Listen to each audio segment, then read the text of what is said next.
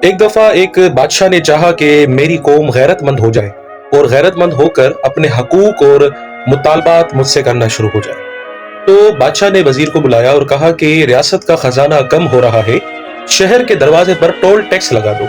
वजीर ने हुक्म की तामील की और हर आने जाने वाले से 100 रुपया टोल टैक्स वसूलने लगे।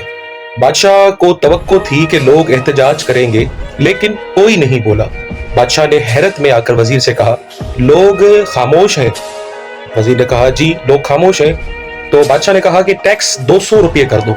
टैक्स 200 रुपये हो गया, लेकिन लोग अब भी चुपचाप टैक्स देते रहे और अपने काम करते रहे। बादशाह को गुस्सा आया कि लोग इतने बेहिस क्यों हैं।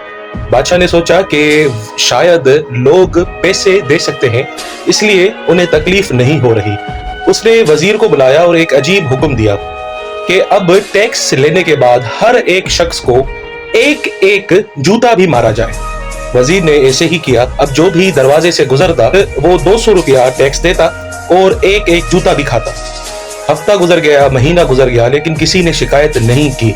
बादशाह परेशान हो गया कि क्या मेरी रियासत में कोई गैरतमंद शख्स नहीं बचा। उसने ऐलान किया कि वो खुद शहर आकर मैदान में आएगा और लोगों के मसाइल सुनेगा। जब बादशाह मैदान में पहुंचा तो एक शख्स हाथ खड़ा करके बोला, बादशाह सलामत, हमें एक बहुत बड़ी मुश्किल का सामना है। बादशाह खुश हुआ कि चलो किसी ने तो हिम्मत की। उसने पूछा, बताओ क्या मसला है, क्या टैक्स ज्यादा है या जूता जोर से मारा जाता है। उस शख्स ने अर्ज किया कि बादशाह सलामत, मसला ये है कि दरवाजे पर जूता मारने वाला सिर्फ एक शख्स है, जिसकी वजह से लंबी लाइन लग जाती है और हम दफ्तर पहुंचने में हमें देर हो जाती है। मेहरबानी करके 2 से 3 बंदे तैनात करें ताकि जूता जल्दी जल्दी लगे और हम अपने काम जल्दी जल्दी कर सकें।